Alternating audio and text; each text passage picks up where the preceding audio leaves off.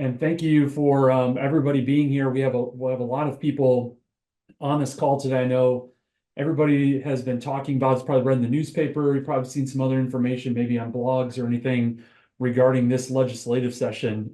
It's one of those legislative sessions that we had a lot passed both on the condo side and the HOA side, where in some years it might be only condo or only HOA specific. So hope you get a lot out of this. Please feel free to ask any questions. Just a little bit from a housekeeping standpoint. I know that we're having this recorded. And so I know that Vesta will be able to have that available to anybody that couldn't make it for today. I'm also going to be providing a copy of the PowerPoint to Vesta. So just to, if anybody would like a copy of it afterwards, I know they can help distribute that. And then finally, we have the Q&A on the bottom here. That's the best way to ask any questions that you might have. I'm going to try to go through and answer those as best I can. One is just to understand that I can't answer questions regarding your community specifically. I can give you my general sense from the statutes and how they may apply for associations, but in many instances, you might need to get an opinion from legal counsel, whether it's us or another law firm. And I know you understand that, but just making sure that you know that the Q&A button is there so I can help answer any questions. In terms of about the amount of time for this, depending on questions, everything, it's been about hour and 15 minutes, an hour and 30 minutes. There's a good amount to get through. But again, I hope that you find this informative, and thank you again for Vesta for putting this on. It's been great partnering with Vesta and the team there. And I know she couldn't be here today, but Lee Stokes is somebody that I've worked with for 16 years now. I had to look at my calendar here in providing continuing education classes for board members and for managers. And so wanted to say thank you again for that. So if anybody from the Vesta team had anything else to say, otherwise I'll get us rolling here. All right.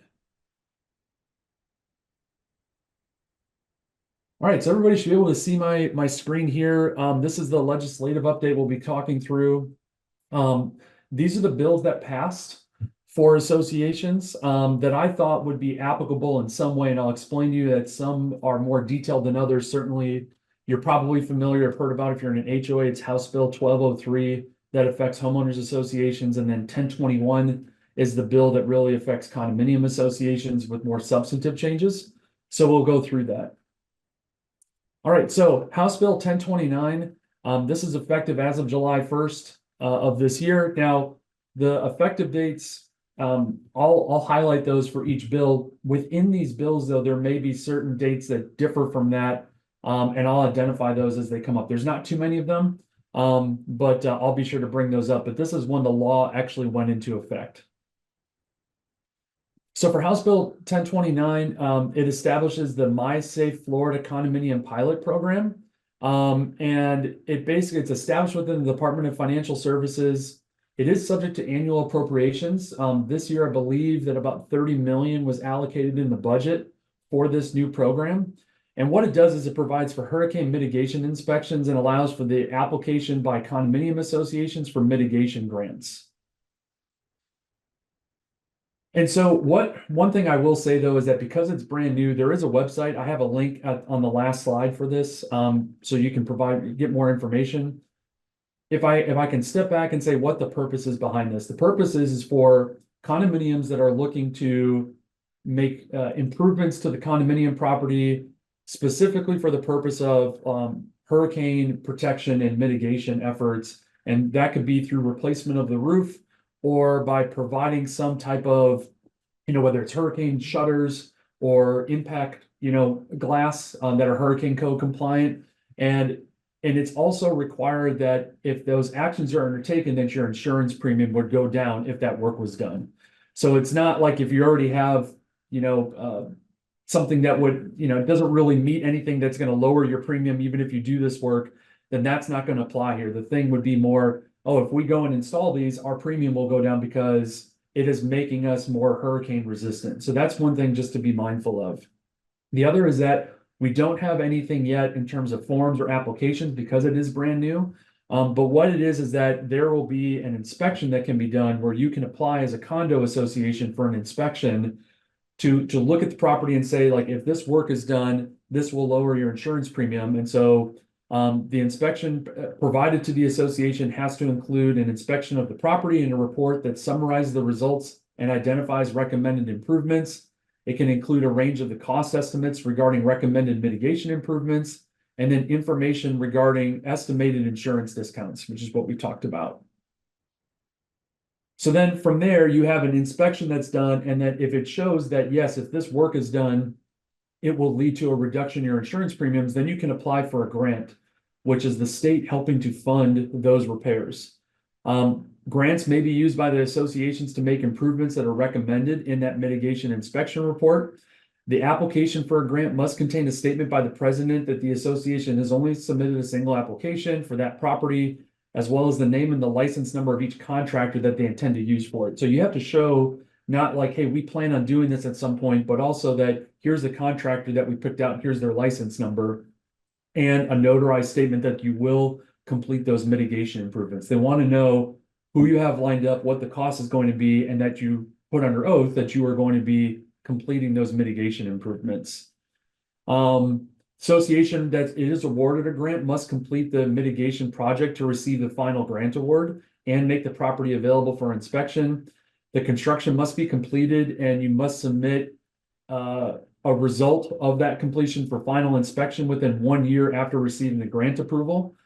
The association is required to fund $1 for every $2 provided by the state, but really the big thing is that the grant contribution does not exceed 50% of the total cost of the roof project, and then for any protection related projects, which would be like windows or doors, it's up to $1,500 per unit. It's basically $750 per replacement window or door, not to exceed $1,500 per unit, with again a maximum grant award of 50% of the cost of the project. And even from there, there's a maximum cap of $175,000 per association. So it's not like it's going to pay for the full 50% if you have a big condominium that might have this done, but it does provide for up to a certain amount. And so I think it's something, the takeaway from this is that the other thing too is on this slide is that you have to be within 15 miles of the coastline. So certainly I think the idea there is obviously close enough to the coastline for any type of storm event that could have a bigger impact because of more direct impact coming off the ocean from a hurricane event. So that is a requirement. And really the board can essentially approve to go forward with this. And let's see. All the votes can take place at a budget meeting or a unit owner meeting if you're going to take an owner vote. I don't know why they put that in there because it's really a lot easier for the board to undertake the vote. You just have to properly disclose to the members that the association has gone through the inspection and is applying for the grant and that it will lead to that project being done. I have the website at the bottom here, which is the msflh.com/condos. So again, big takeaway from this is that if you are an association that have been thinking about maybe undertaking a roof replacement or replacing the windows or sliding glass doors to make them more hurricane code compliant, and that you believe that such an action could reduce your insurance premium, this would be something to look into. At least apply for it. It doesn't hurt, it doesn't cost you anything to apply for it. All they can do is say no. But if they find that your project is qualified for it for an inspection to then lead to the grant, I would recommend doing it. One question I have received though is, well, what if we did this recently, or if we're in a process right now of undertaking work like this? Unfortunately, it is only for new projects. Once those forms are provided and then the inspection can be undertaken. So I don't see that retroactive, approval and then, paying back if an association undertook this project recently. I don't know that that's going to comply, but again, doesn't hurt to ask. That's my thought from it. And they're going to have forms on that website. So that's the My Safe Florida Condominium Pilot Program. Definitely recommend you take a look at it if you're a condo association that might be doing some of this work to see if some grant funds are available for your community. Let me just check and see if we had any questions on this before I go forward. Let's see.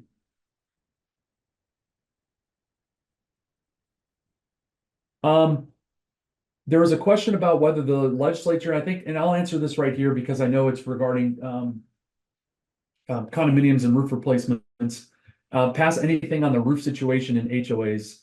The answer is no, we're not aware of anything regarding roofs. I think, Bill, what you're talking about is the issue where carriers are essentially stating we're not going to provide coverage if you haven't had your roof replaced in the last 15 years. That's a provision that says that carriers are prevented from denying coverage or not writing a policy if the roof is less than 15 years old. But what they do is they take that to say, we're not going to write a policy if your roofs haven't been replaced within those 15 years. Nothing's changed regarding that. There is no statutory requirement that you replace your roof. That's one question that we have received kind of related to that. But no, there has been no change for it. Kathy has a good question, whether or not this condominium pilot program is for all condos or if it's for the 3-story and higher, kind of like what we have with the milestone and the structural integrity. Do not see any limitation on the size of the condominiums or how many stories it had to have or anything like that. It's more just related to applying for the inspection and seeing, even if you're a 2-story condominium that was doing this, that's going to make it more hurricane code compliant and your premium reduced, then you could be subject to grant funds for this. Kay asks, will 1029 apply if unit windows are owned by the owners and not the association?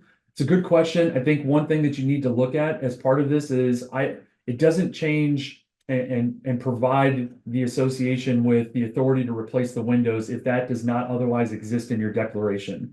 So it is going to be based upon the maintenance obligation that the association does have in its declaration. Sometimes it says that the owners are responsible for the windows, but that the association may choose to undertake it if it wishes and then charge people back for it. That'd be something that's be more document specific for your community. Deborah asks, is this for condos only? What about HOAs with the clubhouse? Great question. Yes, this is only for condominiums. Andrew, you had also asked if this is for less than 3-story condos. There was no minimum 3-story requirement for this.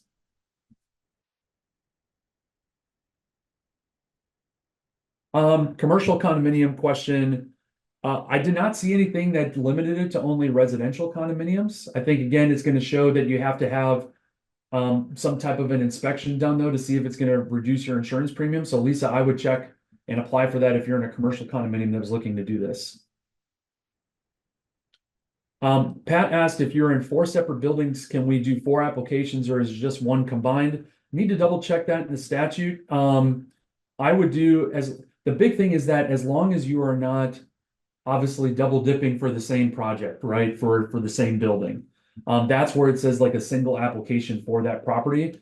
But if you can show this is for building 1 only, and then you can submit a different application later, as long as you're not applying twice for the same building, then you could do it in separate phases. And a lot of times that's how you do work, depending on the age of the buildings too. So that's a good question, Pat.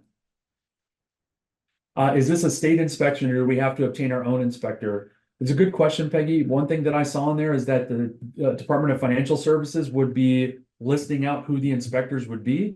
So the way that we read that in the bill is that they are going to be producing who the inspectors and naming who the inspectors will be that is part of this process.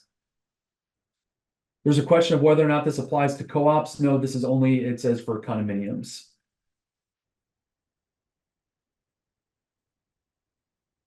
One question was, does it cover replacing balconies? I don't see that it is applying as replacing balconies because it's really more from like a protection standpoint, which is more like your windows, doors, in the event of a hurricane where upgrading those may impact it. I would still double check it. That's a good question there.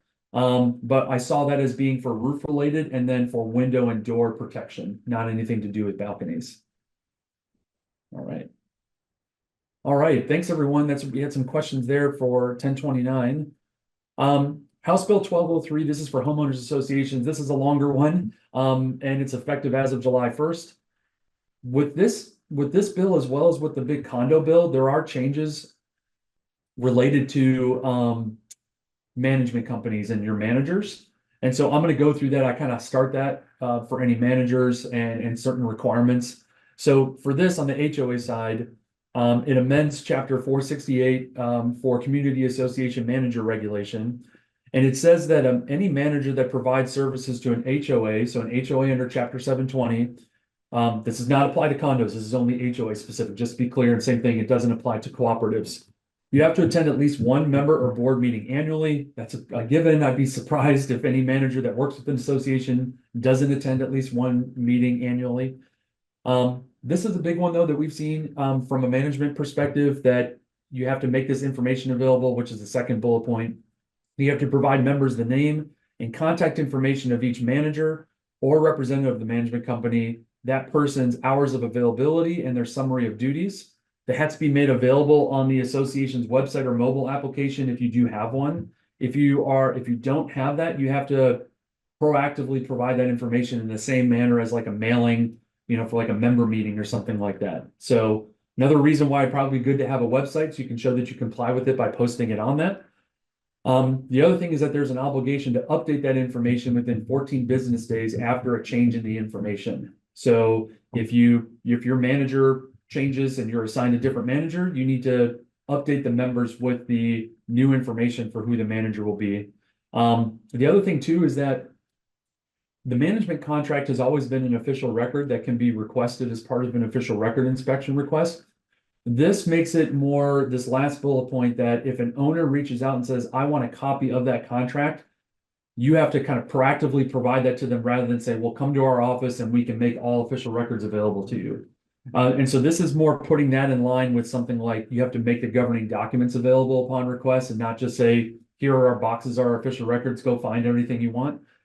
So that is another thing. You have to make it more easily available and provide it upon request rather than make somebody come in and inspect the records like in person, for example. So that's on the management contract. They made some changes here just regarding the continuing education requirement for managers. Not to go too far into that, but one thing is really the last bullet point, which is that a manager that has continuing education requirements, you have to have every 2 years at least 5 hours of continuing education that pertains to homeowners associations if that manager works with an HOA, and 3 hours of those credits must be related to record keeping.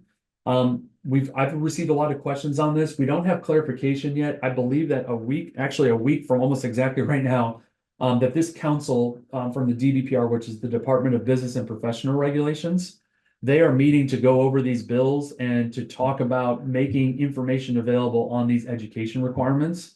So stay tuned on that. We don't have a lot of information either yet because there's a lot of changes on continuing education, both for managers and for board members for condos and HOAs. So we don't have more information yet, just so you can see big picture wise that, and especially record keeping is a big one. So look out for that on the manager side as well for your continuing education requirements. All right, so going into substantive changes for HOAs, it says that it makes clear that official records have to be maintained for at least 7 years, unless the statute provides otherwise. And there are some instances where you only have to keep them for 1 year, like election records, that kind of thing. But for the most part, the default is 7 years, unless your governing documents of the community require longer. I will say it's rare that we've seen that where the documents will say that you have to maintain this record really in any instance that has any type of defined period, much less more than 7 years. So it's rare, but you do need to look at your governing documents just to double check what your records retention policy might be in there if there is one that exists. Probably a big change that we kind of saw coming over the last couple of years, given the change in the Condo Act, is that by January of 2025, and an HOA that has 100 or more parcels has to have a website and post certain documents to it. I don't list all those documents here. It's not like every single official record has to be made available. There's kind of a more condensed list of official records. But if you're an association with 100 or more parcels as an HOA and you don't have a website already, I would start looking at that, make planning for it, talk with your manager about it. Now, one question is, what if we have a portal through our management company? Does that comply? And the statute does contemplate either a website or some type of portal. Probably the biggest thing to note there, and I've had some questions about this. There are good questions that where they would have, this was within a master association that had sub-associations. And so they have a website for the master association, and then you could click on a link to go to each sub-association, but there was no login requirement. This does require that you have some type of a login, because it says that the records that have to be posted have to be behind a login there. So if you don't have a login right now, but you're otherwise posting and have a website, you might just need to modify it to have that component and let the members know how they register for it and get their login information. But this is going to apply to a lot of HOAs across the state on the website requirement. Another thing that's kind of proactive for HOAs is that you have to adopt written rules governing the method or policy by which your official records are going to be retained and the time period for that. So what we have interpreted this to be is draft up maybe a one-page document that might say, our record retention policy is that we have a website where certain documents will be maintained and we will notify the members, or it's listed on there as to which records are available there. Any other record that's not on the website will be made available at the management office, maybe something along those lines. You would also indicate if your documents do not have a time period, I would just include something to the effect of documents will be maintained for 7 years or as otherwise required by statute, something along those lines, and then have that policy adopted at an open board meeting so that it's on file as to what your rule regarding your records retention is. I would say when you're doing that, though, you might want to also add to that, which has already been in place, that you can adopt these rules, rules for owners if they are requesting records, the limitation of how many times they can request an official record inspection, the amount of time. They all kind of flow together. So I think that would be a good time if you don't have that, but you've been having some issues or have questions about having a policy for record inspection. I would include that as part of that document. It clarifies that in order to trigger a record inspection request, it has to come from the parcel owner. They changed this because previously it had to be from the parcel owner or their authorized representative, but you had no way of knowing if you came out of the blue that says, oh, I'm the authorized representative of this owner. How do you know that that's actually the case? So this is saying a parcel owner makes the record inspection, but they can say, I live at so-and-so property. I'm requesting that my representative, and then they list their name, is provided access to our official record. So there's a minor change into how you trigger the record inspection process. Then it clarifies that you have 3 options to make your records available: having them available for inspection or copying in the community, making them available electronically via the internet, like on a website or a mobile application, or allowing them to be viewed in electronic format on a computer screen and printed upon request. Probably for the most part, that last one doesn't really apply. It's at your management office for any hard copies that aren't otherwise available on your website, and having a website. I think having the website and posting everything, even beyond what the statute might require, just makes it a lot easier so that you don't have to deal with these records requests, because you can basically just point them to the website and say, everything that we have is on the website. All right. Couple things here from like a law enforcement criminal penalty standpoint. One is that you have to make records available within 5 business days after receiving a subpoena from law enforcement. Must have been something that happened where there was a question that led to this being put into law. So doesn't happen rarely, if ever, but just be mindful of that. And then also criminal penalties associated with certain activities related to records. If you have a repeated violation of the statute governing records retention and making records available, if you knowingly and intentionally deface or destroy accounting records with the intent of causing harm, or if you're basically refuse to provide access either to avoid detection of a crime or assisting somebody else, that can also lead to criminal penalties. So you can see here not only civil penalties, but criminal penalties as well, related with the record retention and inspection process. On financial reporting, if you're in a large association that maybe previously didn't have to have an audit done, this now says that if you're in 1,000 or more parcels, regardless of the amount of annual revenues, you have to have an audit done each year. So just quick refresher is that up until this point, and it's still largely based on this, where if you have $500,000 or more in annual revenues, then you have to have an audit done. Where this would apply, for example, is if you're in a 1,000-member association, but your total annual revenues are $450,000, right? Previously, you would not have to have an audit done. You'd have to have a reviewed statement. This would say that regardless of your annual revenue, because you have 1,000 parcels or more in your community, you have to have an audit done each year. The other thing that it clarified, and this is also the case for condominiums, I believe for cooperatives too, was that you can waive your financial reporting requirements. Some communities do this, so they don't want to have to pay for an audit to be done each year. It requires a majority vote of the members at a meeting where a quorum is met. This clarifies that you cannot do that vote in consecutive years. You can only do it every other year as the most frequent.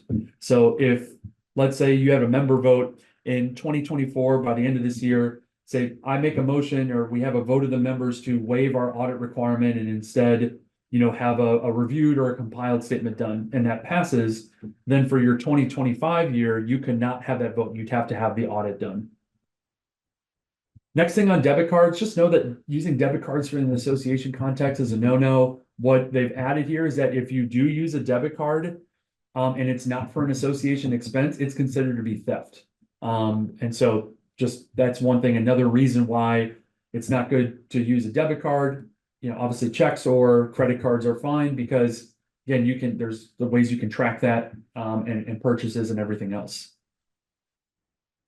All right, from an accounting standpoint, there's a requirement that if you receive a request for accounting, you have to make that information available within 15 business days. Otherwise, there's a potential that you cannot collect fines if you do not provide an accounting. That does not mean, though, that if you miss the 15 business days, that an owner doesn't have to pay their assessments. It's only where you don't make the accounting records within 15 business days and it's related to a fine, that a fine may not be collectible if the association hasn't give prior written notice of the imposition of that fine. Okay. So big takeaway from this, you receive that request for accounting, make it available and say, here's where the fine was imposed, here's where it's shown on your ledger, and that's largely what you have to provide there. If you have any questions, I would talk with legal counsel if this comes up. Don't think it's gonna be an issue too often, but it's a way to potentially lose your ability to collect a fine if you don't make that information available. All right, on an architectural standpoint, there's some changes here. This is where we get into the area. For the most part, nothing really has come up that I've really felt like I've had to give this disclaimer. But and this applies for some of the changes on the condo side too, and in cooperatives for anything that effectively changes your governing documents and your use restrictions. When the legislature does that, an association has to look at that to say, does this actually apply to our community if we have something different in our governing documents and that was in place prior to the law change? The big point from this, without going into a whole constitutional analysis, is that the legislature is not allowed to pass laws that retroactively impair your existing contractual rights. It would be like if the legislature tried coming out saying that management companies are not allowed to charge more than X dollars per door for their management contract. Every management company, right, would say, you can't come out and pass a law on that when we have existing contracts in place, right? So, and there's probably another way you can challenge that law too, but I'm giving a different type of example there. So it's the same thing in the condominium and in the HOA context, which is if you have prohibitions on certain actions and now the legislature is saying, hey, you actually have to allow that. An association can look at their documents and say, are we going to push back and say, no, we're not going to find that applies. You definitely are going to want an opinion from your attorney on that. If you're going to deviate, I want to say deviate, but you're going to look at a statute and say, we do not think that should be applicable to us because of the fact that we've already had restrictions in place. That's kind of a big overview. We then have to go through an analysis where it's going to be hard, as attorneys, we can't say definitively yes or no, but we can present the arguments against application. A big thing though, that we always say that really that whole retroactive application doesn't really matter as much is if your documents contain reference to something along the lines of, these covenants or this declaration shall be subject to, in the condos, it would be chapter 718, for HOAs it's chapter 720. And if they use this magic language as amended from time to time, that's kind of the magic language. It's called Kaufman language, which is not expected to know that. Maybe you've heard that before, but Kaufman language is from a case where essentially there was an appellate decision that said that there's a question of whether or not a change in the statute applies retroactively to an existing condominium. And if your documents kind of have that auto updating language, then that new change in the statute is going to be subject, it's going to be applicable to your community. And members are on notice of that because it's been in their declaration. Oh, I'm buying into a condominium that I know what the Condominium Act is, or the HOA Act in the case of an HOA, but that if there's a change to that my documents are going to be updated. So that's another thing we look at. If you do have that auto updating language, then it's going to be pretty clear that a change in the statute is going to apply. So I know I took a couple minutes there to kind of look over and go over that because a lot of these changes this year, the answer, if you're asking, and I haven't looked at some of the questions that have come up yet, but they're going to say, what if we have existing, commercial vehicle restrictions? That's a big one I'm going to talk about in just a little bit. Is this law, are we subject to this? And in true attorney fashion, I'm going to say it depends, right? So I wanted to give that kind of preamble here because as we're getting into now architectural requirements, that's where that can really come up. So the first one though, and I would say the first two are really kind of common sense, which is that if you cannot see something from the inside, if it's inside somebody's home and it's not visible from a parcel's frontage, an adjacent parcel, an adjacent common area, or a community golf course, it says that the association cannot limit or place requirements on that. Seems to be common sense, right? But they made that pretty clear. Similar, if you have an approval request for a central AC or refrigeration, heating, or ventilating system, and that's also not visible from the parcel's frontage or an adjacent parcel, an adjacent common area, or a community golf course, and it's substantially similar to a system that's already been approved or recommended, you cannot prevent that installation. I don't know why an association would want to deny that anyways, but again, that's something that they're putting in as a prohibition as to what you cannot do as an association. Probably the one that's going to be more applicable on a day-to-day basis is the last one, which is any reason for denial of an architectural application. You have to show them what provision allows you to deny that application. So, for example, if somebody applies for a privacy fence and your documents say the only type of fencing that is allowed is 4-foot aluminum, flat top black aluminum fence, you would point to that section that say you've applied for this privacy fence, you're being denied because these are the only fence types under this section. Now, where it becomes harder and where I think this is kind of helpful for communities, if they're having a hard time, so well, where are we? Why are we denying this, right? A lot of times we see because it doesn't fit within the visual harmony or the aesthetics of the community, but there's no more specific standard. You would still want to point to that as the basis for it. Sometimes it's in the preamble in the first part that says for any application, part of the reason for denial or a reason for denial may be that the architectural committee does not feel it fits within the visual effects or aesthetics of the community. You would have to point to that, but that's the big takeaway there. And I think it's just good policy anyways, because you want to show we're not approving this because of the following reason, so that an owner can go back, look at it and say, oh, okay, I'm going to correct it based on that. Becomes harder, obviously, if it's more general provision, like I just mentioned there. All the more reason why you might want to make it more specific to make it clear and more objective when you are denying applications. But this is something that's a requirement as part of your denial process. 723.045, this was a new law that came into play last year where it's similar to what I just mentioned before, which is that if something's not visible from a parcel's frontage or an adjacent a parcel or adjacent common area, they did add that as well as an adjacent or a community golf course, then you cannot enforce against it, even if it's a violation. That's one of those where you have to look at, does this new law apply to your existing community and your covenants for an HOA? Part of it though is that if nobody can truly see it, it makes sense why you wouldn't enforce against it anyways. I can tell you that what my understanding where this law came about was one of the state legislators, I think was a representative, was installing artificial turf. Somebody caught him doing it. It's against their rules, but you couldn't see it from any other adjacent parcel.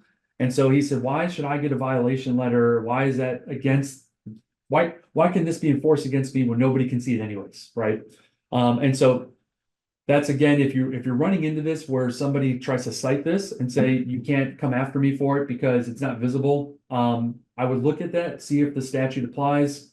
But one question I have received and what my opinion is, now you might talk to different attorneys that have different opinions, that if maybe something's not viewable from the ground level, but if a next door neighbor submits a picture and they're on their second floor and they can see down into a fenced in backyard for something that is a violation, I think that would still be the basis of a violation. Obviously, it's a brand new statute, it hasn't been litigated. But that is something where I've looked at that. Some open question though. Again, we don't have an exact definition of an adjacent parcel. A frequent question I have is, what if there's a parcel like this and directly across from it is there like a stormwater pond or some type of a pond or a common area, and it's the person across from there seeing directly across that area? Can they complain, and is that viewable from an adjacent parcel? Question, we don't know. We don't know what the answer is from it. That's one thing, probably something I've received a lot of questions on. So I'm going to take a look and see if we have any questions, because I'm sure we have some related to this issue. Let's see.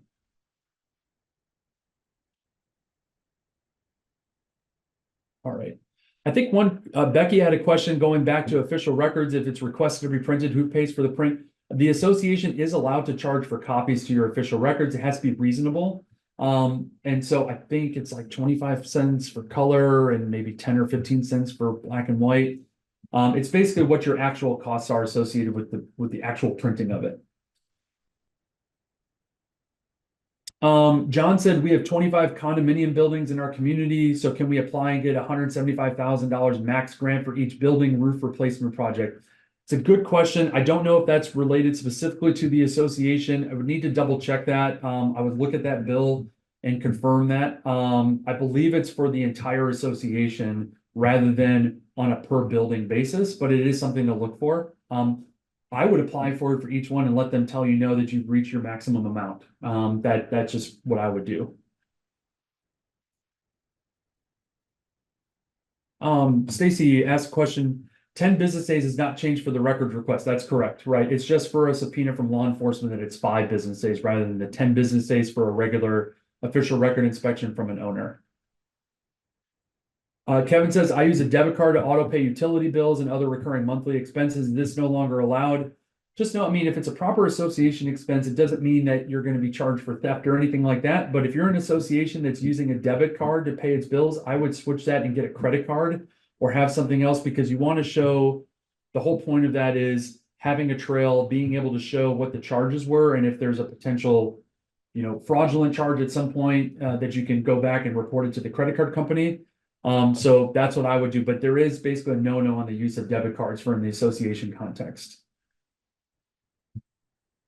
There's a question I had answered earlier, but we don't have any clarification yet from the division of whether or not this will provide continuing education. One thing that I've let Vesta know is that once we get further clarification from the state and the bills that we need to include, I will reach back out and we can make sure that people are provided credits. But as of right now, we don't have credit because the state's not accepting applications for that, Stephanie. Deborah said, have the documented 720s already been updated to reflect all these changes? If the question is, have the laws been updated that you can go and search for those? I don't believe that they're showing those on the website where you can pull up the current version of the statute. So what you need to do is pull up these bills that I've been referencing, and you can actually read the bill text, if that's your question, Deborah. Howard says, is a pond an adjacent common area? I would say yes, if you can take that picture. To me is, where are you taking the picture from? And is that one of those adjacent parcels? So if you're on the pond, or if there's like a pond with common area, dry land that you can be on, and you can show that it's visible from there, that could be the basis of the violation. My guess is that the intent is more where people are frequenting, so it would be more like if you had a home with a community common area park space next to it, and there's an eyesore that people can see, from areas that are commonly used by the members, but it just has adjacent common areas. So it doesn't differentiate from the types. I believe that's what the intent was, though. One of the questions here, it's a good one. Can HOAs violate homeowners for noise or nuisance violations if the noise is not happening at the time of the violation hearing? However, the homeowner can continue to play loud music, disturbing neighbors.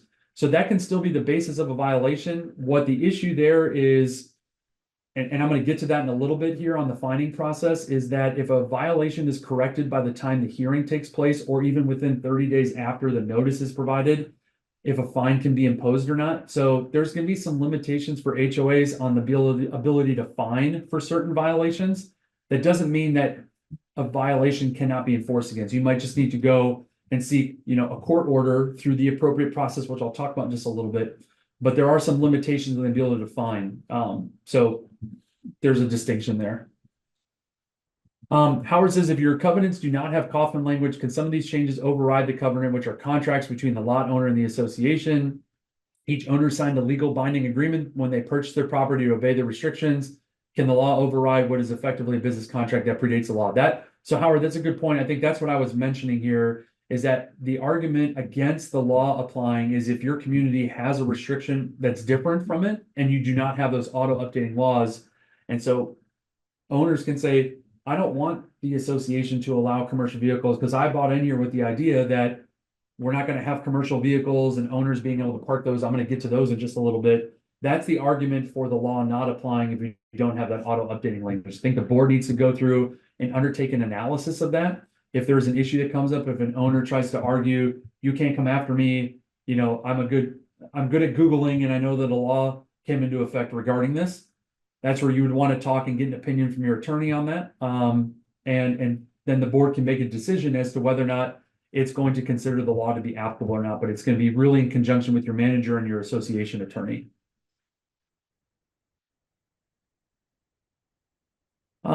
Let's see. I'm trying to get to any questions that just came up for these bills here. Question about what about artificial turf on the side of a yard where it's visible behind a fence, but the fence type is restricted to have a metal fence where you can see through. So if it's visible between there, if somebody can take the big takeaway from this is if you can see it, you can take a picture, and somebody can submit that, then that would still be the basis for a violation. Now, if people are flying drones up to take pictures, right, and it's not otherwise visible, I would argue a drone from up above for the sole purpose of playing gotcha with somebody that maybe you can't see it from the home and from the ground level, that, I would have pause before proceeding with that. But if it's visible from a fence line and through the fence, that would still be the base for the violation. The whole point is for this is like, if nobody can see it, why should the association enforce against it? And that makes common sense to me too. This is a good question from Karen. If there's so many legal changes that our covenants are contradictory, do we need to have our covenants amended to meet the current laws? And that's a question I do come up. No, there's no, I shouldn't say definitively, but I would be surprised if any document had an obligation on the association to propose amendments to its members for approval, because it's largely going to require a member vote in order to update the documents to the current law. And if that were going to be the case, the developer would have drafted the documents to say that these are going to auto update whenever the law changes. So Karen, my general answer is no, there is no obligation to amend your documents to meet it. It's just whether or not you choose to do that. And then by way of a proposed amendment, or if you don't do that, does the law actually apply to your community? But I'd say my base answer is no, there's no obligation to go and propose amendments to match what the current laws are.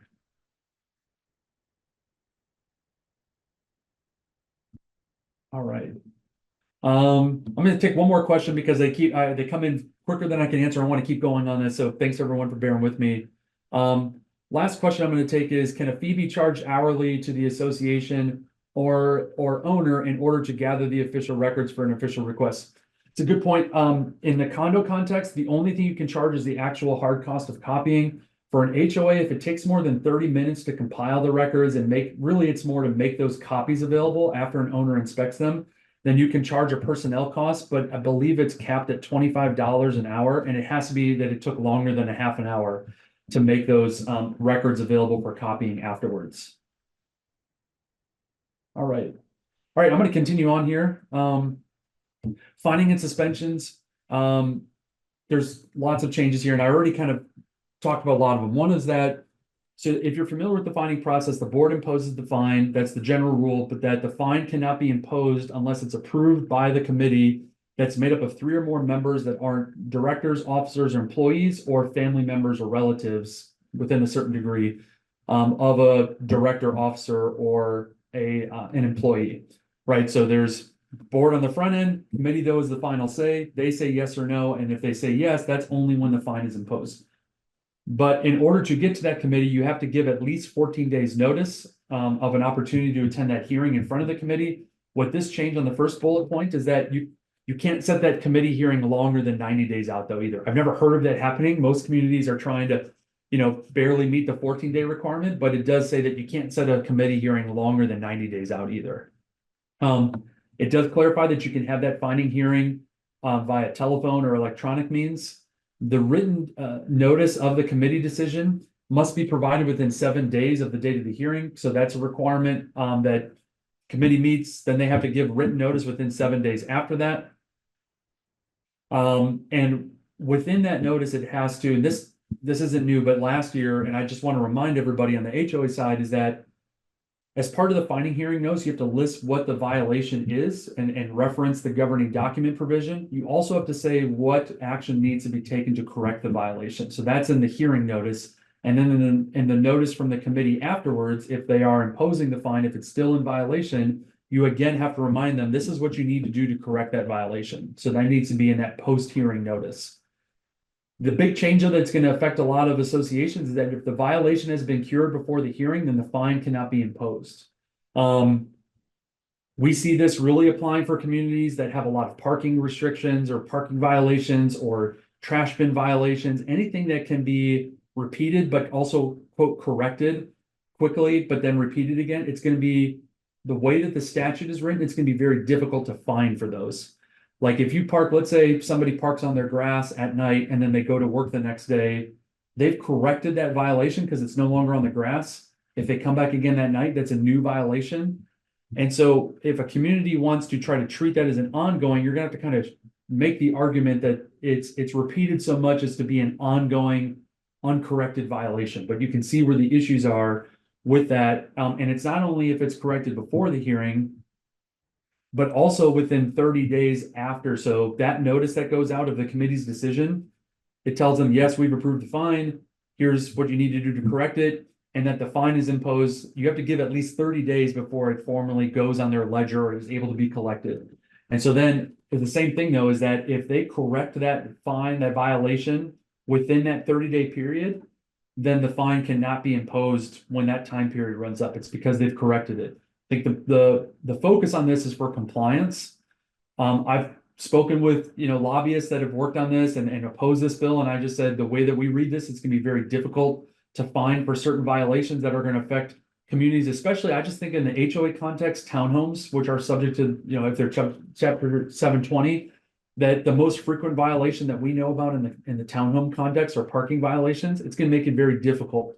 So this is a big change, and I would really recommend that you talk with your manager and your association attorney regarding if you have to revamp your enforcement process when it leads to violations that have been corrected prior to the hearing or even within 30 days after that notice from the hearing because of the change in the statute.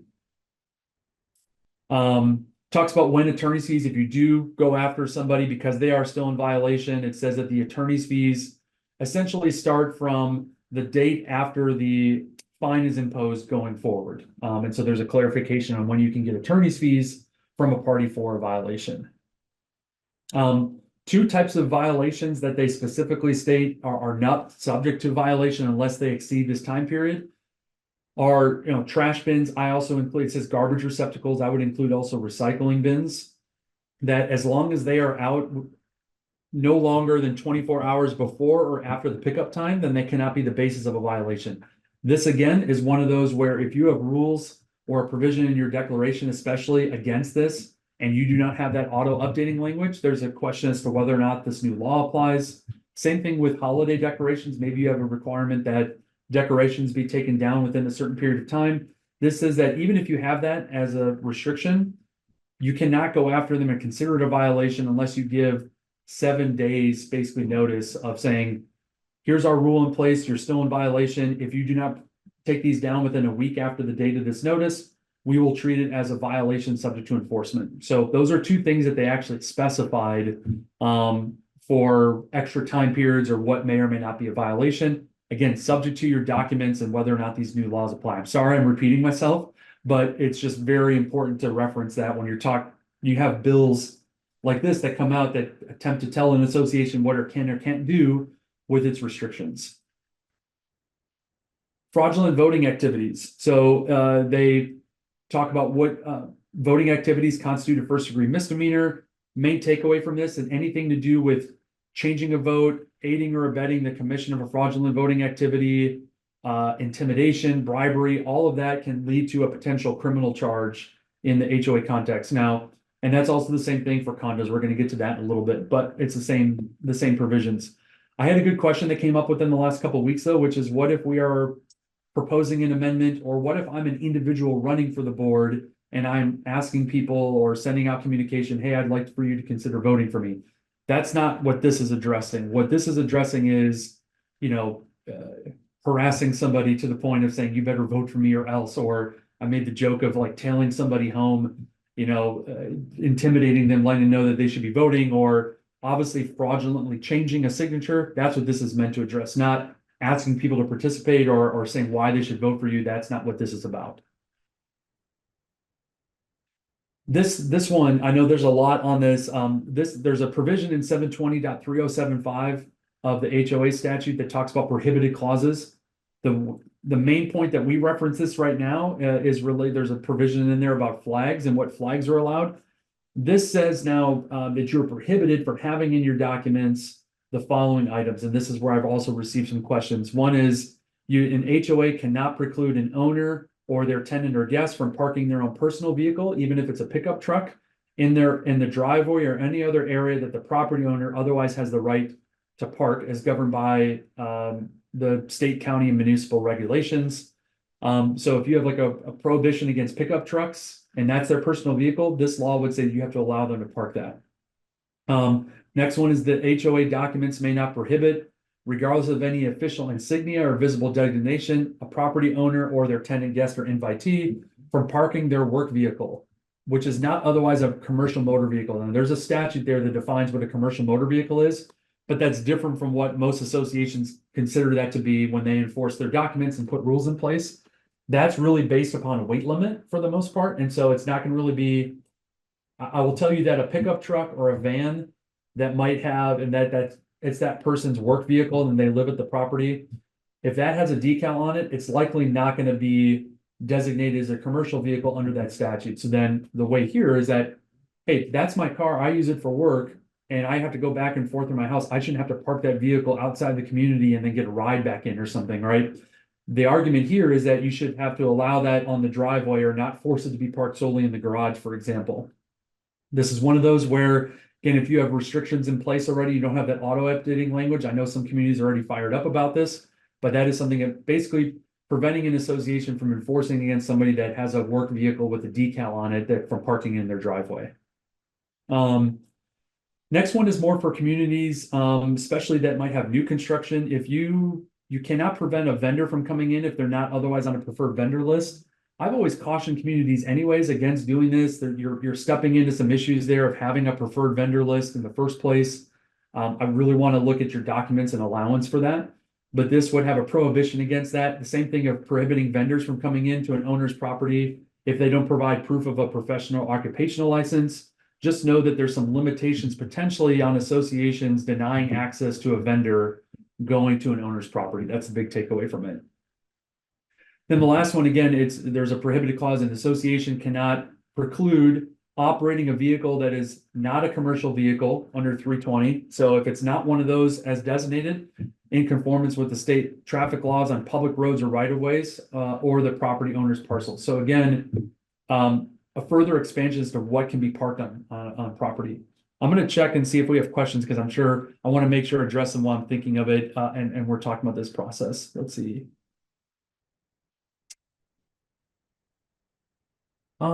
Let's see. Regarding parking violations, if a car is parked in an unauthorized manner, is a violation still valid if they're moving their vehicle to different parking spots? Yeah, so it just might be that you have a hard time finding them for it, but what it likely then means to kind of go back and say, well, if we can't find for it, how are we going to enforce our documents? There's a method for doing that. You're going to have to get your legal counsel involved before we can just go ahead. The ultimate thing, what we can do is you have the access to courts and you can go in front of a judge and you're seeking what's called injunctive relief, which is basically telling the judge, this person's in violation, they've continued with it. We need a court order telling them to stop doing it or to do something regardless of, depending on what you're asking the court for relief from. But you have that ability regardless of your ability to fine. You have to take steps to get there, though. You have to go through what's called pre-suit mediation in the HOA context. So you have to try to mediate the dispute. So I hope that everybody, I wanted to have a big takeaway is that just because it might make it harder, if not impossible, to fine for certain violations, doesn't mean you can't enforce against them. Just might mean you have to get your attorney involved sooner. Sherry, I think I had answered that before about if the current laws prevail over your condo documents, it's going to require that analysis to see if you have auto updating language. One question is, can the fining committee be anonymous? I would say the answer is no, because you have to have the opportunity to be in front of them. You have to see who those people are. And really the association as a board should be appointing those members at an open meeting. So it's very clear as to who those committee members are. So that when a decision is made, that it's by the actual people that are on that committee. Howard asked does cured before the hearing have a time limit, such as 9 a.m. of the day of the hearing, or if it's cured 1 minute before, then there cannot be a fine.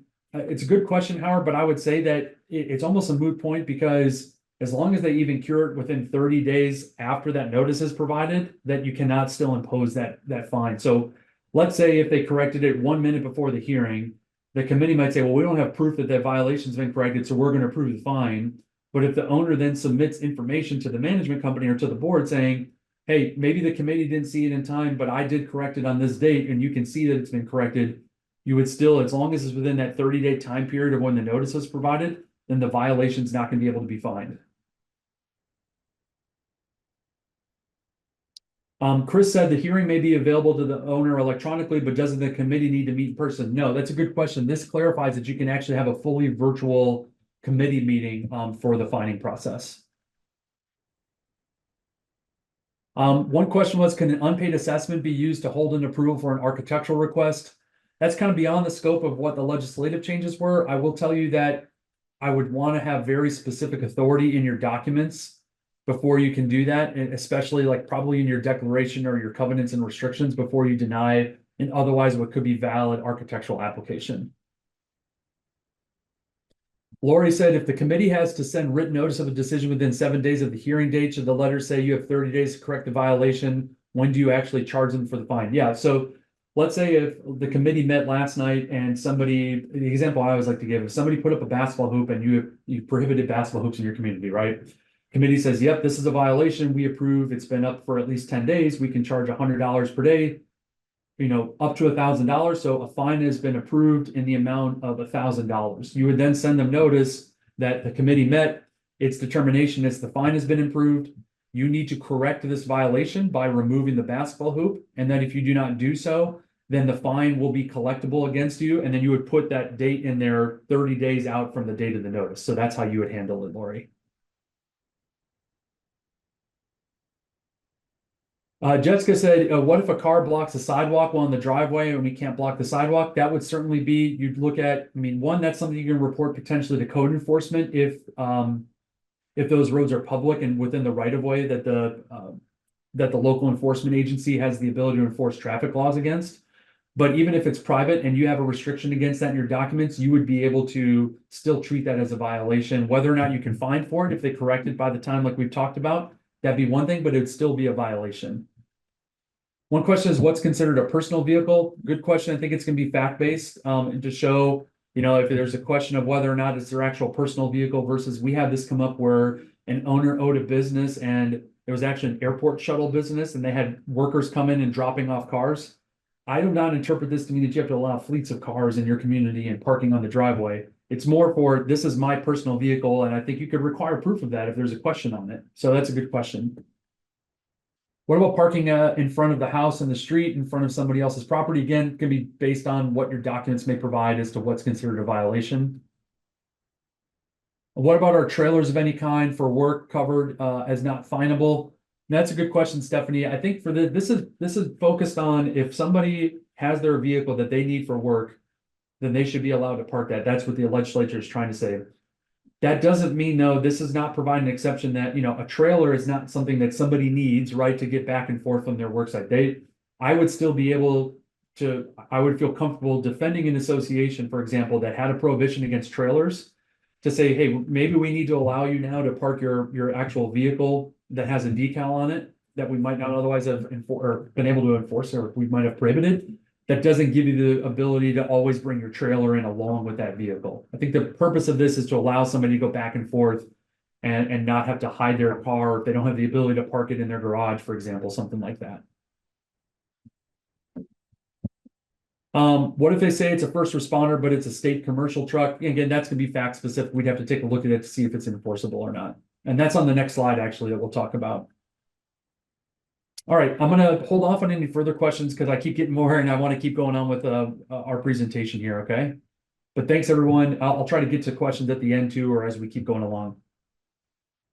So some more changes on the HOA side. Compound interest cannot accrue on assessments. Electronic voting. Members can consent electronically to elect voting. It used to say that you had to consent in writing, but that kind of defeated, like for us, like what if you have somebody's email address and the electronic voting vendor says, hey, opt in by doing this. They now clarify that you're allowed to do that. First responder vehicles, an association may not prohibit a first responder that's a parcel owner or their guest or invitee from parking their first responder vehicles in an area that the owner would otherwise be able to park. Kickbacks, directors, officers, or managers cannot solicit, offer to accept, or accept a kickback. And what's new this year, that's already been in place. It says third-degree felony and subject to monetary damages. So definitely a big push in the condo and HOA context. Don't accept kickbacks. There's board education requirements. This is the last slide that we have for the HOA bill. So as a board member, you're probably familiar with this, that within 90 days of being elected, or even within a year leading up to being elected or appointed to the board, up until July 1st, you'd either have to sign a certificate saying that you've adopted or agreed to abide by the governing documents, or that you're going to take a state-approved class. I teach a state-approved class. I know we've done that through Vesta. Many people do that, but you can kind of do one or the other. This says that, no, you actually have to take that class. So that's one thing. It also clarified that your certificate from that class is valid for up to 4 years. So if you have been on the board consecutively, and let's say you're going on your 5th year, you would then need to retake the class. It used to be that as long as you stayed on the board consecutively, that your certificate would be valid. This contains every 5 years kind of, you have to retake the class. Now, if you jump off the board and then come back on, you'd have to retake the class again. This is more for continuing board members, that every 5 years, essentially, you'd have to retake the class. It also clarified what needs to be included in that board certification class. Must include items related to financial literacy and transparency, record keeping, levying of fines, and notice and meeting requirements. The other big thing, though, is that now, depending on the size of your community, if you're in a 2,500 or more parcel, you have to have 8 hours each year of continuing education credit. If you're in less than 2,500 parcel community and you're a director, it's 4 hours. We don't have clarification. That's one of the things I mentioned at the beginning, that we're waiting for further clarification from the DBPR as to what is included for that. If you do not comply with the continuing education requirements, both for the board certification or the continuing education requirement annually, you're deemed to be suspended from the board until you complete it, and then you're back on. It's not a permanent suspension that you then have to be appointed back by the board. You also have to keep these certificates for at least 5 years as part of the official records. All right. So that's what we had on the big HOA bill. I'll come back to some questions. I'm not going to be able to get to all your questions, unfortunately. We have a lot of them. We have a lot of people on here. But that was on one of the big HOA bills. There's a couple more that do affect HOAs. Then I promise for your condo owners, I'm going to get into the condo bill.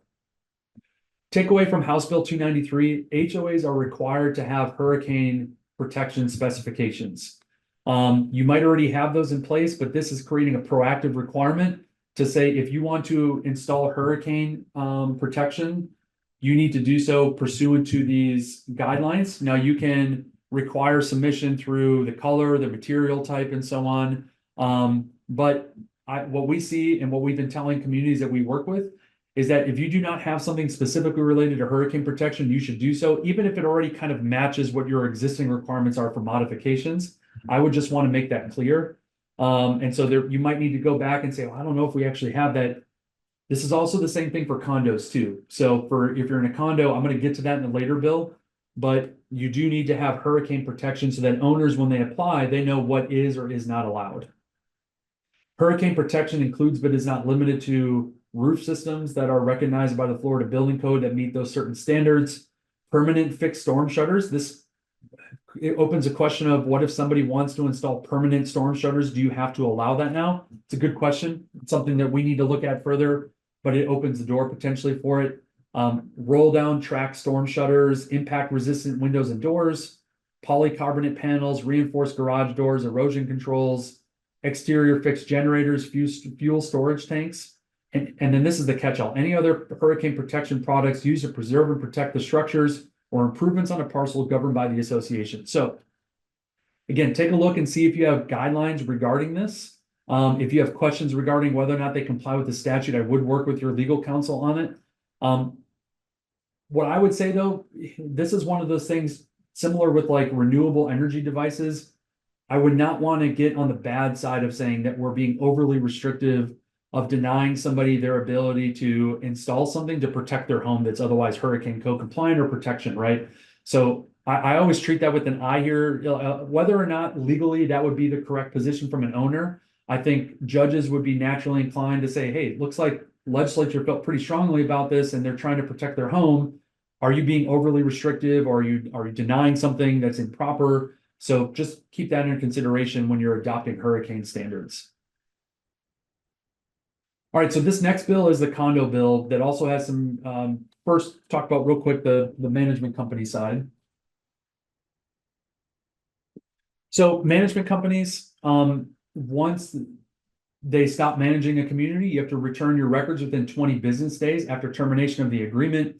If you are going to terminate the management contract, it must be sent by a certified mail, return receipt requested, or in the manner that's otherwise provided in the management contract. So if the management contract doesn't say the method of notice, then it would be certified mail return receipt. It provides some teeth. If you fail to provide as a management company the records, that it creates a rebuttable presumption that the manager or the management company willfully failed to comply. It can lead to fines of up to $1,000 per day, up to 10 business days, and licensure suspension may come out. So some teeth in terms of the return of records for communities in the condo context.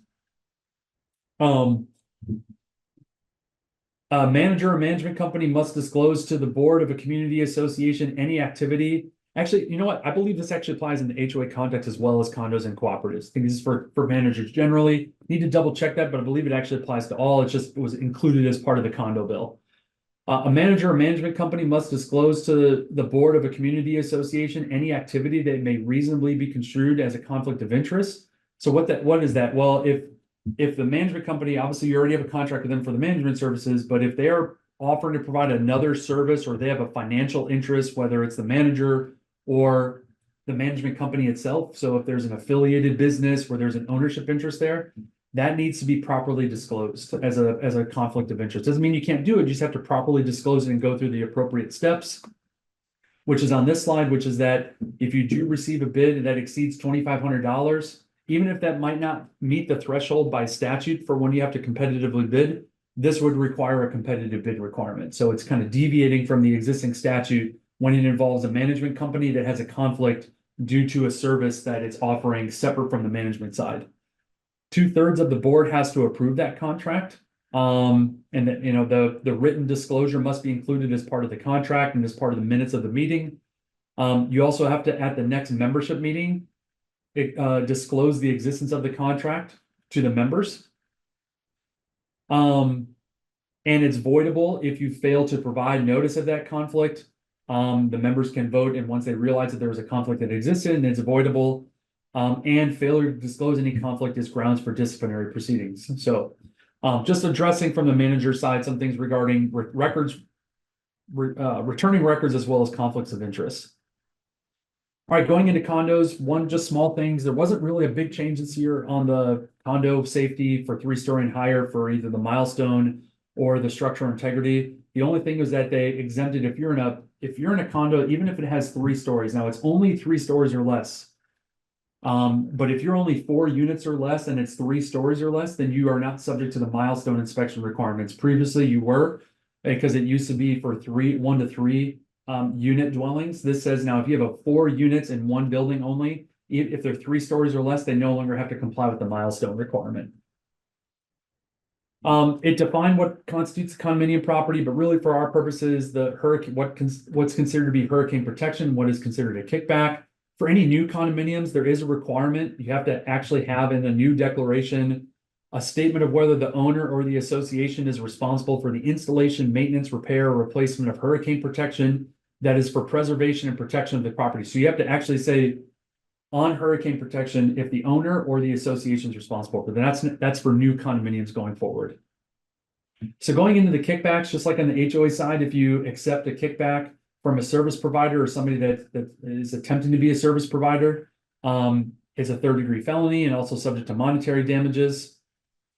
They created additional powers for the division of condominiums to monitor associations for compliance with the requirement to maintain fidelity bonding or insurance. So as a reminder, you have to have fidelity bonding or insurance on any person that controls or disperses association funds. And we talked about the debit card issue before, which is the same as the HOAs. All right, talking about official records, email addresses and phone numbers are only accessible if consent to receive notice by electronic transmission is provided. So the owner has to actually opt in to allow those records to be made available. And if you are providing official records as part of an official record inspection process that has that information where the owner has not consented to make it available, you actually have to go back and redact that information out. So a couple, basically trying to prevent against owner information such as emails and telephone numbers if that owner has said, I don't want that information to be made available.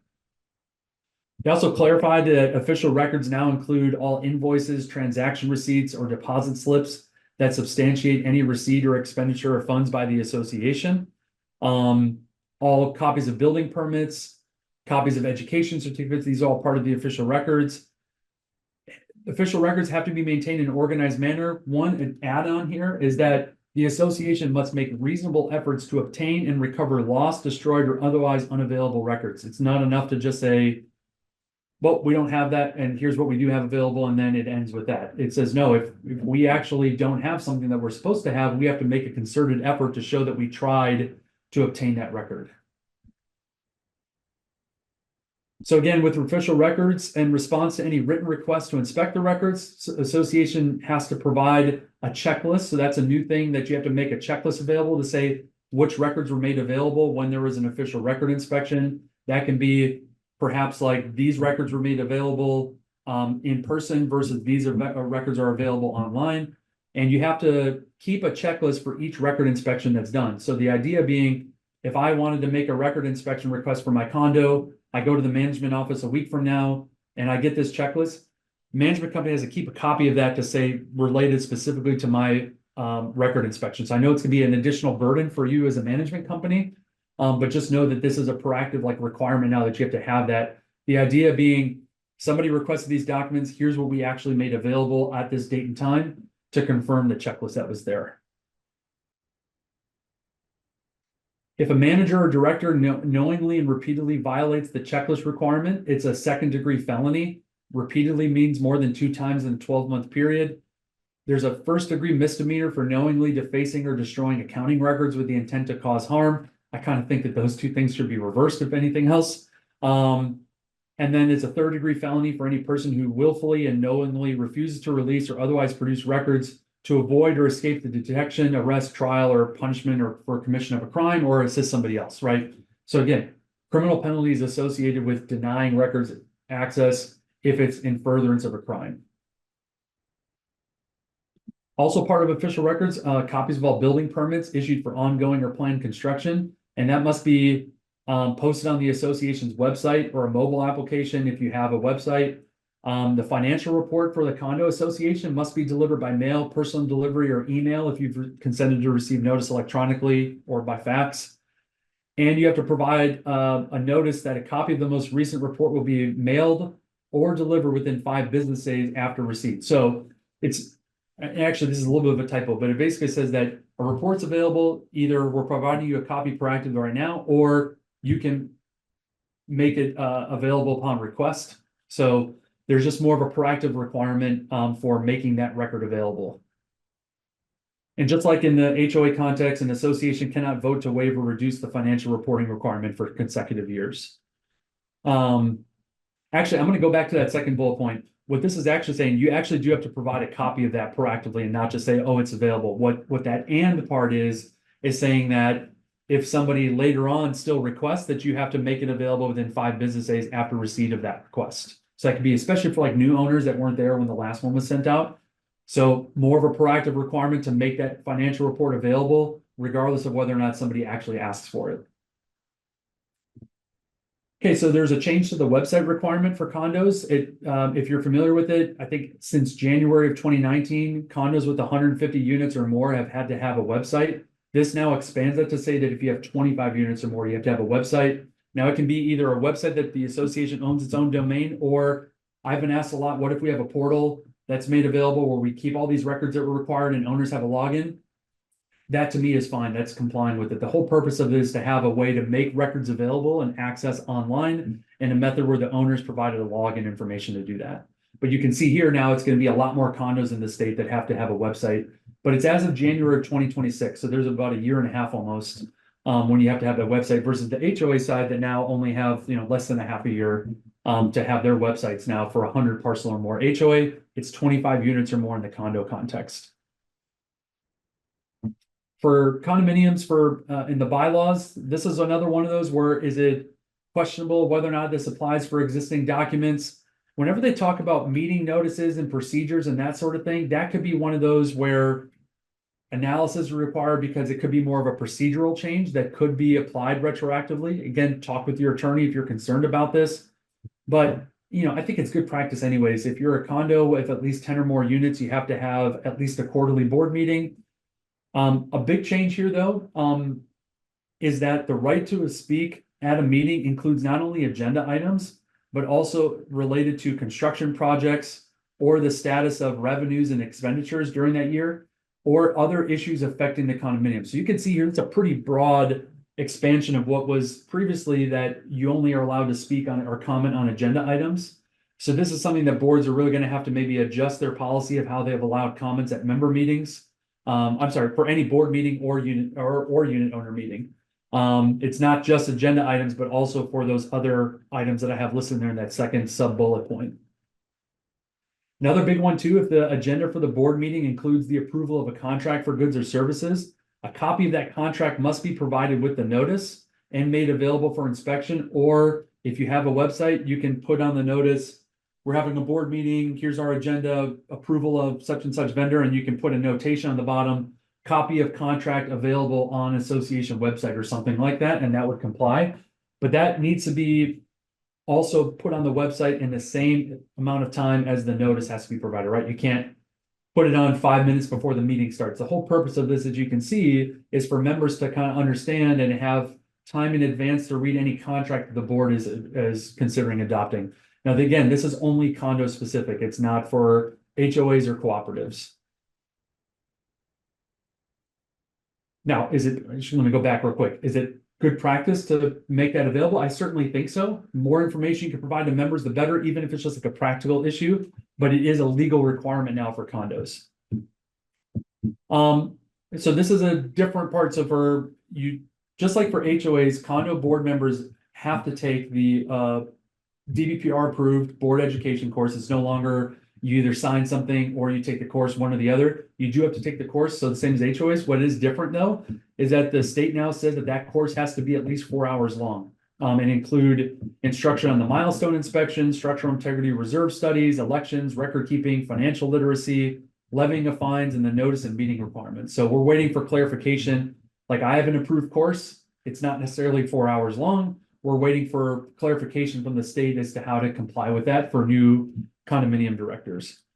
A director has until June 30th of next year to comply with these new education requirements.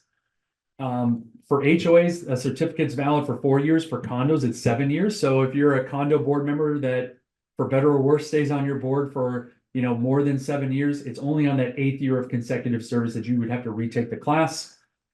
For condos, there is no 4 or 8 hour continuing education requirement. The only thing is that you have to have at least 1 hour of legal update each year if there are changes affecting condominium owners as a board member. So again, we're going to get clarification on that and how you do that.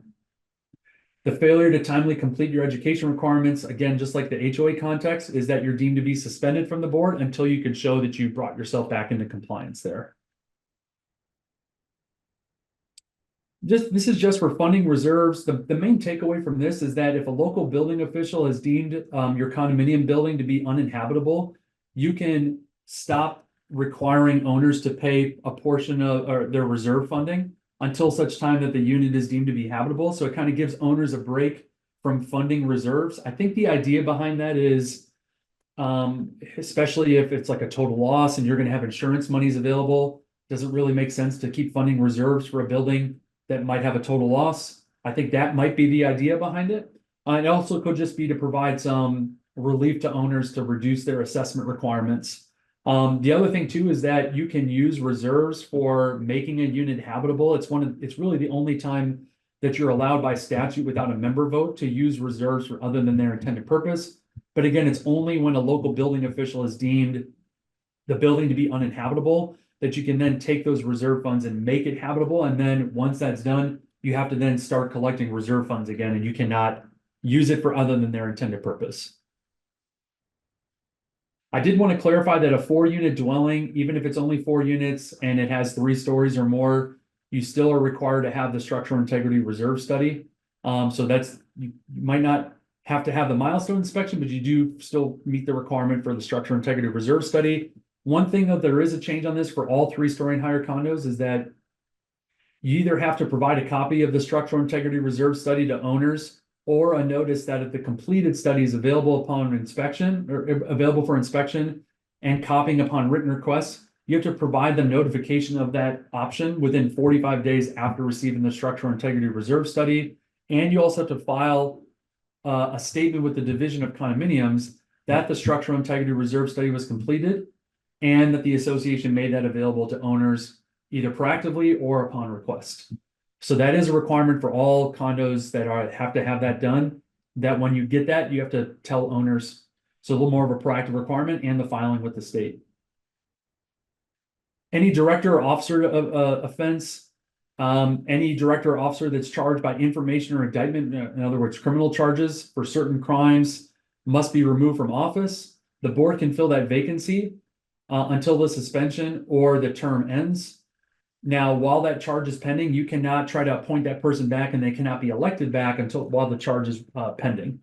And that person does not have access to official records absent a court order. Just like HOAs, there's certain fraudulent voting activities that could be a first-degree misdemeanor. I'm not going to repeat all that just to keep us moving here. All right, for condos, there is some change for hurricane protections.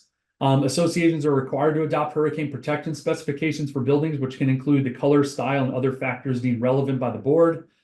The installation, maintenance, repair, replacement, and operation of hurricane protection is not considered a material alteration. So maybe your documents are silent, and then if you're familiar with it for condos, if your documents do not provide a method for approving material alterations, then the default in the state statute is that 75% of the unit owners have to approve a material alteration.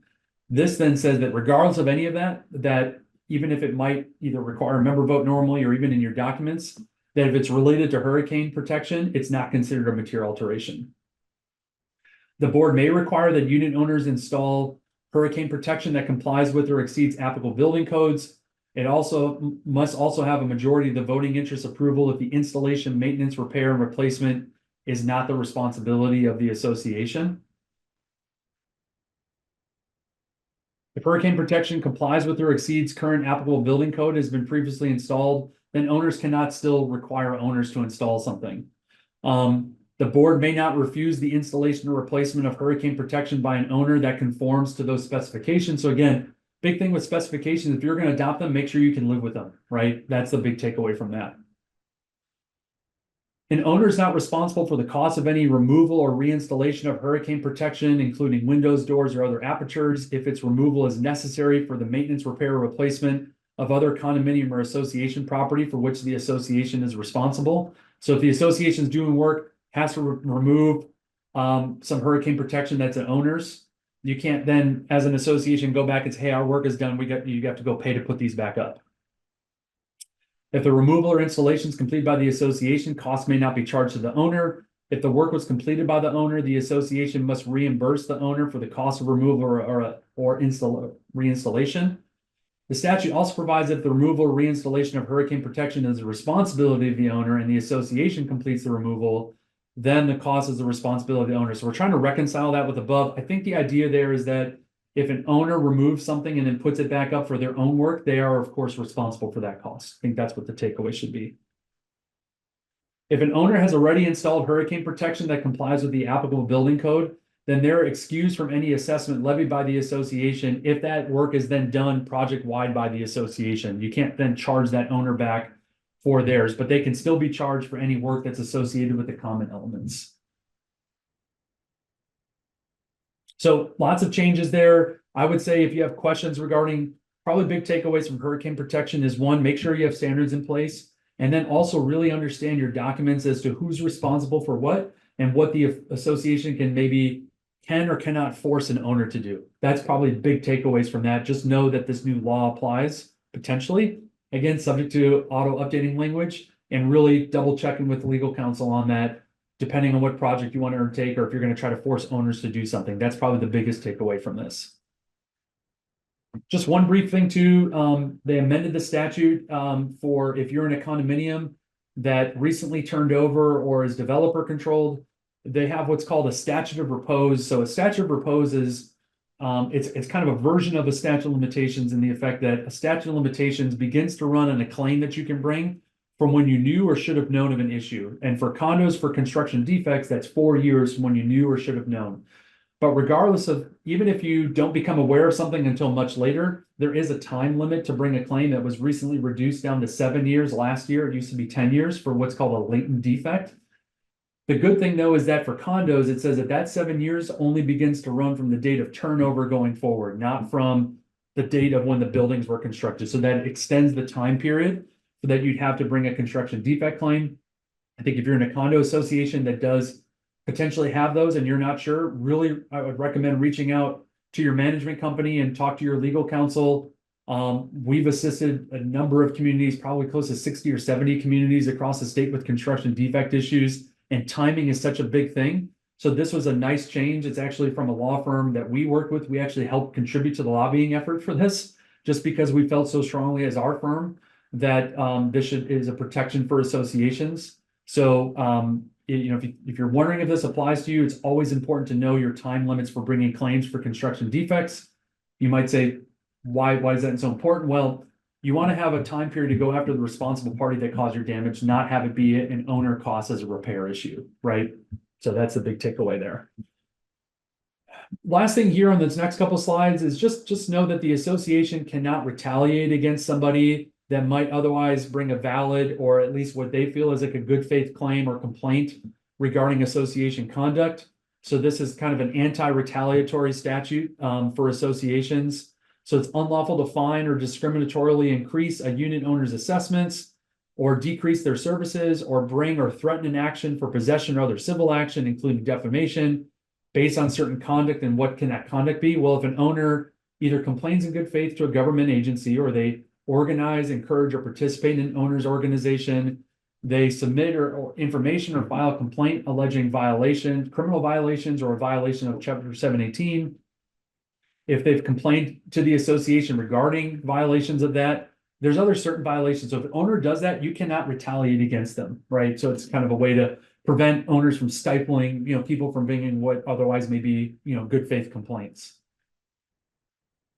Just like in the HOA context, on electronic voting, owners can opt in electronically to vote. And if the board authorizes electronic voting, the board must honor an owner's request to vote at all subsequent elections unless the owner opts out. There's some developer obligation requirements. There's some change to the escrow and alternative requirements, including the use of deposits. I'm not going to go too much into that. The developer must provide a structural integrity reserve study within 90 days after turnover. So that's a requirement for the developer to have that done as part of the turnover process, which is good. If you're familiar with it, for suspension of voting rights, the condo associations have always been able to suspend voting rights for being delinquent in a monetary obligation. It's been kind of modified over the last probably 5 or 10 years. What this makes it even more of an advance notice requirement, that you have to give notice. If you think you're going to suspend somebody because they're delinquent at least 90 days, you have to give them at least 90 days notice before the election if you're going to suspend their voting rights for the purposes of an election. I've had to tell communities that maybe show up at an annual meeting in the condo context. This is also for HOAs and cooperatives too, because there is that 90-day requirement. But one thing is that for all of those type of communities, you have to vote to approve that suspension at a board meeting and provide written notice. It's just that in the condo context, what it used to be is that it still is, you have to be 90 days delinquent plus $1,000 or more of delinquency. And it used to be that you have to give 30 days notice. That's still required for non-election issues, but for an election, you have to give at least 90 days notice. You can't just show up at a meeting in any of these and say, oh, here's our list of people that are 90 days. Here's their ballot. We're going to toss it if you haven't already gone through the appropriate notice requirements there. And then just know for the Division of Condominiums had their authority expanded, including investigatory and disciplinary authority for complaints that are filed for violation of the Condominium Act or the Administrative Code. And the division must provide certain documents and templates to comply with all these education requirements. That's what they're meeting on in the near future.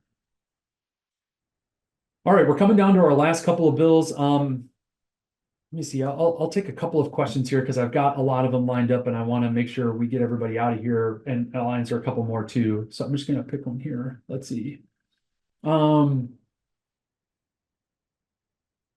right, somebody asked a question regarding voting. If an owner votes electronically and uses a paper ballot, which vote should be counted? If you do that, one, they should not have received a paper ballot because you would have noticed that they consented to vote electronically and they would receive notice that way. But really what the law is, it's like the same thing as if you try to mail in two ballots, just you would have to disregard both of them, unfortunately. So that would be the answer there, Deborah. One question, I think, going back to the parking issue, what about recreational vehicles or RVs? Good question. RVs are not impacted. What this is really is for a personal work vehicle or anything that has like a decal or insignia. I did have somebody say, well, what if I drive an RV for work and I put my, business on it? Well, I'd be surprised. I think you could go in it and request further proof that it really is that just their way of trying to allow an RV. So I would say, Greg, though, don't take that to say that RVs are allowed now. It's certainly not. It's more personal vehicles, even if it has a work decal on it, might have more flexibility in having to allow that, depending on applicability for your community. Do weight limits still apply? That's where that commercial vehicle definition applies and comes up in the statute. Right. Let's see. Okay, one question was, how is compound interest defined in the new statutes for past due assessments? What that means is just that interest cannot be charged on interest. You can't compound interest. Interest is only charged on assessment balance as that a balance goes along. So for example, if you have quarterly assessments due and somebody doesn't pay their assessment and you charge interest for 1 month, it's going to be the same amount of interest charged each month, varying a little bit depending on the number of days in the month, right? But the main purpose is because that assessment balance doesn't go up until the next time that an assessment becomes past due.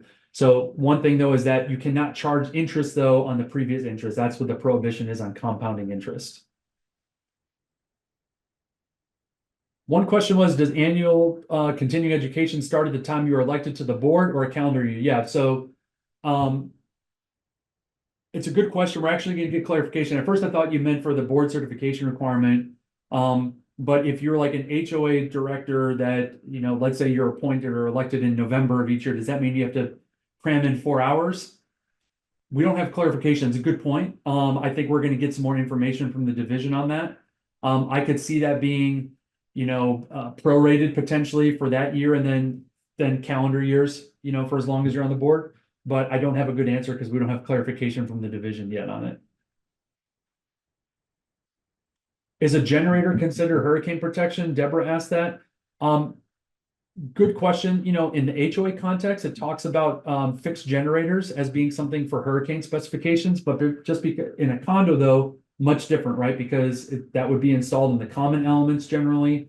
And so I'm not saying that the association would have to allow a generator in the condo context. Maybe if it's a limited common element, you might be able to allow or have to allow. We'd have to look at that further. I just know in the HOA context, it talks about having that as a potential hurricane protection.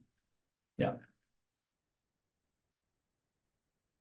All right, let me see if I have any other questions on the condo side before we keep going forward on the final bills here. Thomas said, does every contract, even for items under a certain amount, or repairs need to be posted and voted on? So I think, Thomas, there's 2 points. One is like, there's a question of whether or not the board needs to vote on the contract or approve an expenditure versus if that's something the manager or the president can do. So I think that's one point. I think that just requires clarification between those parties. The next part though is that if it is a contract though, if it is a board vote, that the board is going to be voting on it, that's where the posting requirement is so the members know and can read it in advance of when it's going to be approved. If you're currently on the board, I'm wondering if you have to comply with the education requirements. It does say that if you're in a condo, you have until next year to comply with it. What we're waiting for clarification on is, let's say you took a previously approved class and then the law changed just now. I don't believe you're going to have to retake the class there. So that's my interpretation, but I would stay tuned on it. Unfortunately, I don't have a better answer for that. Kathy said, to clarify, current board members of a condominium have to take the certification class every 7 years. Yes, that's the way that we interpret that. Every 5 years was for HOAs. Yeah, so it's the difference between condos and HOAs. All right, I'm gonna hold off on any further questions just so I can get to do the rest of the bills, and I'll try to answer a couple more. I'm sorry if I can't get to them. They're coming in quicker than I can answer them. All right, House Bill 59. This is just a very quick change or discussion that by October of this year, an association, this is just HOAs, has to provide a physical or digital copy of the association's rules and the covenants to every member and to every new member. If you amend it, then you have to also make that amendment available to everybody. You can adopt rules establishing standards for the manner of distribution and the time frame for providing copies. But you can meet this requirement by just posting on the website and notifying people as part of that policy that whenever we amend our documents, it will be posted to the website, or you can find our documents there. So just know, though, if you're in an HOA, get with your management company, get with your legal counsel to say, how do we comply with this requirement by October 1st, to make sure everybody is aware as to how you can access our official records, or I'm sorry, our governing documents, whether we're going to proactively provide everybody a copy, or probably more likely say it's available on our website, here's how you access it, that kind of thing. All right, so that was House Bill 59. Last thing is House Bill 1645. This is for HOAs, and again, it's part of that prohibited clauses and association documents. I don't think this is going to come up that much, but really it says HOA governing documents may not preclude certain types of fuel sources of energy production, which may be used, delivered, converted, or supplied by certain entities, generally utility providers, to serve customers within the association that such entities are authorized to serve. So it's like if there's an attempted prohibition on utility services, if you're going to do that, I would just pause and check with legal counsel to see, are we impacted by this statute? Again, subject to restrictions that might already exist and whether or not the new law applies to your community. Just know that it deals with utility services and whether or not you can deny an owner from having or receiving those services. Now, if it means that, I don't interpret this to mean that now you have to allow a utility company to provide infrastructure over common areas that they don't otherwise have an easement for, and an owner doesn't have that easement right to allow the owner, to the company to provide over common areas. So I don't interpret it that. It's more like if it's already available there, that you're saying, no, we don't allow you to have, I'm trying to think whatever the type of energy source that might be. So you can see here, I don't see that this really is going to come up that much, but it does impact associations. Then it also says that HOA governing documents may not preclude the use of an appliance, including a stove or a grill, which uses the type of or fuel sources of energy production that may be allowed in that higher subsection there. So if you're getting into that and trying to argue if you have restrictions in place, again, just know that there's a law that came out on this of whether or not you're allowed to deny that, subject again to having that auto updating language. All right, the last bill, this really is just for condos. If you're a condo in here, takeaway from this is that you might have access to citizens now for your property policy. And this really, it used to be because if you're in a condo that had short-term rentals, which are defined as being rented more than 8 times in a year, and were 50% or more of the units. So I'm thinking more vacation condo that has at least 50% of the units rented more than 8 times in a year. Previously, they were prohibited or precluded from obtaining coverage through citizens. That was now lifted, so it's opening more of the vacation resort style condominium associations to going to citizens for their property policy. I'm going to leave up, so that's what we have for the bills. I'm going to leave up my information here. One thing, I did have a request to talk about the Corporate Transparency Act. We don't have any updates on that as to associations being exempted from it. What I will say is CAI, which is Community Associations Institute, I know that Vesta is a part of that. They have filed and they are seeking legal relief to have associations exempted. We're going to see how that plays out, but for now, you still have the time period by the end of this year as an association to file the but the beneficial owner report. I know that I talked about this previously, actually in a webinar with Vesta. One thing though is that as we're seeing that we need to plan that this is going to apply and that that's going to apply for your communities, that you do have to comply with it by the end of this year, is that I think that board members are considered to be the beneficial owners. That's one clarification I think that's requested, but it's because board members are able to direct the operation of the association, right? So then the biggest thing that we've had problems with is that as part as you have to submit personal identifying information to verify, and that could be your driver's license, and that understandably there's hesitancy to provide that information to the association. Might owners have access to that information through an official record inspection? But one thing to be mindful of, if you go to fincen.gov and there's a link there to go to the beneficial ownership information page, you can apply individually as a board member for your FinCEN ID number. And that allows you to submit a copy of your driver's license directly to FinCEN that they then review. And then if they approve and say everything's been submitted properly, here's your FinCEN ID. Then when that report is filed by the association, you don't have to attach that driver's license because you already received your ID number. And so that can be included. So that's one thing I'm telling everybody about. I would wait as we get closer to the end of the year before filing it. It's required by the end of December. If you have questions, I would speak with legal counsel and your management company about it. But just know I did have somebody ask me that. And as far as we're seeing now, it's still on. And our firm is looking at providing that as a service. I'm sure if you work with a different attorney, they might be offering that, or maybe a CPA is what we're typically seeing. But I wanted to address that too. All right, I'm just going to take a couple more questions. I apologize if I couldn't get to. I've answered about 50 questions or marked them as answered, and there's about 50 more in my queue. So I'm going to answer just a couple more just so we can get everybody out of here. One question was, can you restrict the number of vehicles in a unit? That would depend on your documents and the authority to do that, whether that can be done by rule or if you need a declaration amendment to do that. Let me go back to earlier because I know we had some questions from earlier on. One question from Jessica was, I think, regarding if you can see a violation from an adjacent parcel, what if the common area is CDD property? To me, that doesn't fall within it because it says it has to be adjacent common area, which is defined in your documents. That's really association property, or from an adjacent parcel. Parcel, again, is part of the plat for the community that are subject to the covenants. So I don't know that if it's solely visible from the CDD property, whether that would meet the definition of if it's viewable from that area.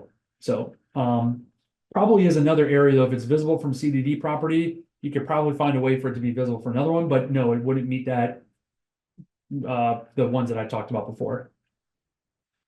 Are there rules regarding selective or inconsistent application of rules or governance to one homeowner or community section, but not the others, or selective targeting? Holly, that's a great question. It's not. It's basically what that is. It's an affirmative defense, and there's case law on this. That's the number one defense that we typically see whenever there is an enforcement action, that the association is being inconsistent and selectively enforcing its documents. So the way to prevent against that is making sure you're being uniform with your application and that you're enforcing it the same way against everybody. If you're going to treat one section of the community differently than the others, it needs to be in the declaration that says maybe you have different standards associated with each one. But that needs to be clearly set forth. Otherwise, if it's a general prohibition for all homes, then you need to treat everybody the same throughout the community. One question was, can a homeowner store items in their backyard and there's no fence? Is that a violation? You would just need to have a rule or restriction in your covenants that would show that. And if that's the case, then yes, you could treat that as a violation. Can you require a homeowner get a building permit, which would require a licensed contractor? You can say as part of your approval that it needs to approval from the appropriate building entity. One thing though that you bring up though is I would just be careful about getting too far into qualifications of the contractor from a license. I mean, maybe I can see that, and I have a lot of communities that do that. But the association, the ARB, should largely be focused on the application itself. Does it meet your architectural standards? The more you get into vetting contractors or the method of construction or safety and security, the more that you potentially on the hook if something goes wrong, and they can say, hey, you vetted them just like we do. You didn't catch this, so you should have told us, and therefore we're going to come after you because of harm that we suffered because of this. So I use that as just like a brief tangent to just be careful about how far you're getting involved with what you're requiring for your application and approval process. Can you restrict motorcycles? Again, subject to your governing documents to see if that's something that you're allowed to do. And then whether or not the new statute would apply. If it's their personal vehicle that they use for work, might be broader application for what you have to allow for a vehicle there. If you're in a gated community and you preclude a vendor entry that's repeatedly violated association rules or has damaged property, I'd want to have authority to do that in your governing documents, preferably in your declaration. Maybe you could adopt that as a rule, but it's subject to whether that's within the rulemaking authority. I'm always hesitant whenever you're denying access to vendors because you've got two parties that are upset. You've got the owner that's not receiving services from somebody they wanted to contract with, and you've also got a company that's losing out on it. So I'm always very careful before recommending denying access, unless there's very clear authority to do that. All right. Sorry, I'm just going to skip ahead for a couple more questions here. Becky asked, do financial reports, are they mailed out to all owners each month or just the board? So what I was talking about for financial reporting is that's that annual reporting requirement where the association has an audit done or whatever the required year-end financial. That's the only thing that then requires notification and a copy of that to the members afterwards. In terms of the monthly, that's not anything by statute that you have to make available to members proactively. You might have that as a requirement that the manager provides it to the board, but it's not a statutory requirement to go to the members. Should a POA follow all of the same laws that impact HOAs? So yeah, when I say HOA, even if it's called a POA, it's likely, depending on the makeup of your community, if it's a residential homeowners association, even if it's called a POA, that's still an HOA as defined in the statute. Yeah. Is there a construction defect option in a CDD community? So I think the question there is if the CDD owns and operates certain buildings and structures and they have claims for defects, yes, they can bring those claims as well, not just a private, association. All right. So I'm sorry I couldn't get to any more questions. We've gone a little bit longer than what we had anticipated to. I hope this was helpful for you and gave you a lot of information to digest and kind of give you some headway as to who to reach out to. Again, I know a lot of questions dealt with the fact that, can we get a copy of this? I'm not sure if anybody from Vesta wants to unpause or anything like that, how that will be done. But I know typically in the past that it's available, whether you proactively provide it from Vesta or if you need to reach out. But I know it is available upon request. If you don't receive something, maybe in like a week or two, feel free to email me. My email address is right here. I'd be happy to provide you with a copy as well. All right. So with that being said, I'm going to end the presentation here. Thanks, everyone. I hope you have a great weekend. Thanks for attending this. Look out for future education opportunities. And again, thank you to Vesta for putting this on, and everybody have a great time. Great weekend.